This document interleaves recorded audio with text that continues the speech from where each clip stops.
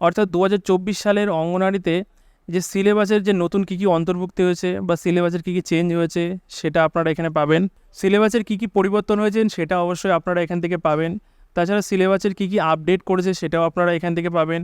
সিলেবাসের কী কী বাদ গিয়েছে, কী কী নতুন করে অ্যাড হয়েছে সেটাও আপনারা এখান থেকেই পেয়ে যাবেন। দেখুন বন্ধুরা, আমরা এই ভিডিওর মাধ্যমে আপনাদের সামনে যে নতুন সিলেবাস হয়েছে সেই সিলেবাস এবং নিয়োগের পদ্ধতি, তার সাথে সাথে যে সমস্ত SC ST বন্ধুরা আছেন তারা কিভাবে ছাড় পাবেন, বয়স কতটা, কারা এই পরীক্ষার জন্য এলিজিবল আছেন, কত টাকা ফিস লাগবে, এই সমস্ত কিছুই আপনাদের সামনে আমরা তুলে ধরতে চলেছি। ভিডিওটি অবশ্যই শেষ পর্যন্ত দেখুন, আপনাদের অনেক ভালো লাগবে।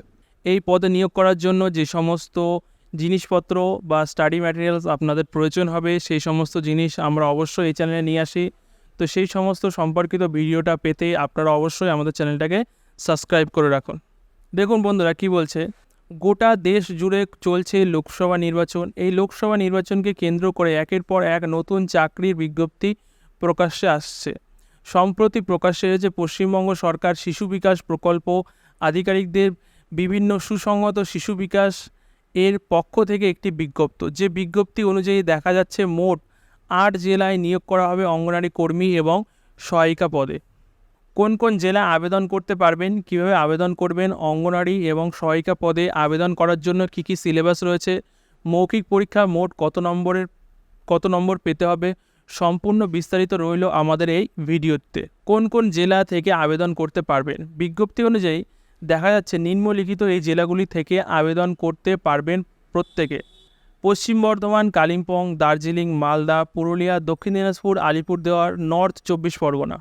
দেখুন বন্ধুরা, পরবর্তীতে দেখুন এই কটা জেলাতে এখন আপনারা আবেদন করতে পারবেন। পরবর্তী প্রতিবেদনের জন্য বা পরবর্তী ভিডিওর জন্য আপনারা ওয়েট করুন, অপেক্ষা করুন। সেখানে আপনারা পরবর্তীতে কোন কোন জেলাতে আবেদন করতে পারবেন সেখানেও আমরা সমস্ত রকমের ডিটেলস আপনাদের কাছে নিয়ে আমরা উপস্থিত হব।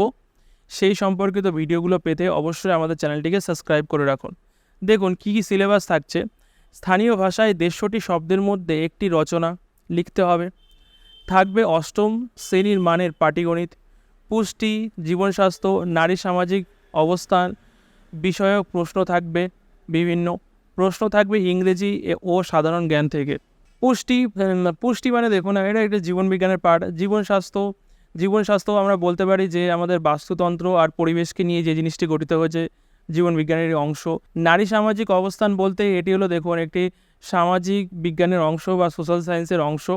এছাড়া প্রশ্ন থাকবে ইংরেজি থেকে, মানে ইংরেজি সাহিত্য থেকে, আর সাধারণ জ্ঞান তো আছেই। তার সাথে সাথে 8ম শ্রেণী লেভেলের বিভিন্ন রকমের পাটিগণিতের অঙ্ক থাকবে। এই সমস্ত বিষয়ে আপনারা সমস্ত রকমের বিস্তারিত ভিডিও পেতে বা টিউটোরিয়াল ম্যাটেরিয়ালস পেতে অবশ্যই আমাদের চ্যানেলটিকে সাবস্ক্রাইব করে রাখুন। নতুন অঙ্গনওয়াড়ি সহায়িকার পদে নিয়োগের জন্য রয়েছে 100 নম্বর। 90 নম্বরের লিখিত পরীক্ষা নেওয়া হবে একত্রে, বাকি 10 নম্বর থাকবে ইন্টারভিউয়ে। লিখিত পরীক্ষার সময় থাকবে 2 ঘন্টা।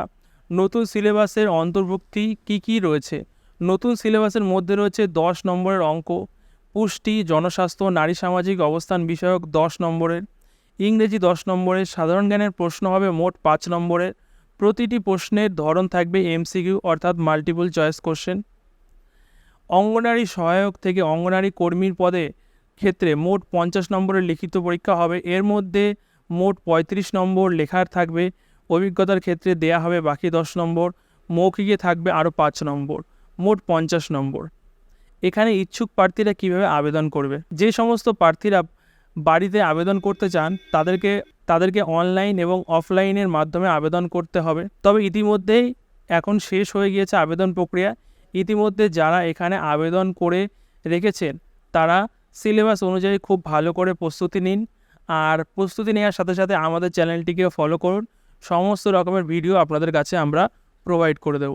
তাহলে চোখ বন্ধ করে প্রথম পরীক্ষাতেই উত্তীর্ণ হয়ে যাবে।